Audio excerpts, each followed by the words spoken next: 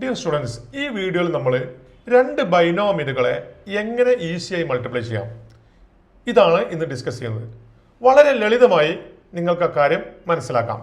ഒരു എക്സാമ്പിൾ പറയുകയാണെങ്കിൽ X plus 3 into X plus 4 ഇതാണ് നമുക്ക് മൾട്ടിപ്ലൈ ചെയ്യേണ്ട കാര്യം എന്ന് വിചാരിച്ചോളൂ. നമ്മൾ ചെയ്യേണ്ട ഇത്ര മാത്രം: രണ്ട് ഹൊറിസോണ്ടൽ ലൈൻസ് ആദ്യം വരക്കുക, അതേപോലെ രണ്ട് വെർട്ടിക്കൽ ലൈൻസും വരക്കുക. എന്നതിന് ശേഷം എക്സ് പ്ലസ് 3 എക്സ് ഇവിടെ എഴുതുന്നു, പ്ലസ് 3 ഇവിടെ എഴുതുന്നു. അതേപോലെ അടുത്ത ടേം എക്സ് പ്ലസ് 4. ഇനി നമ്മൾ വെർട്ടിക്കലി എക്സിൻ്റെ എക്സ് മൾട്ടിപ്ലൈ ചെയ്യുന്നു, എക്സ് സ്ക്വയർ. പ്ലസ് 3യും പ്ലസ് 4 മൾട്ടിപ്ലൈ ചെയ്യുമ്പോൾ പ്ലസ് 12. ഇനി നോക്കൂ, X into 4 4x, X into 3 3x. ഇത് രണ്ടും കൂടി ആഡ് ചെയ്ത് നമുക്ക് എന്ത് കിട്ടും? പോസിറ്റീവ് 7x കിട്ടും.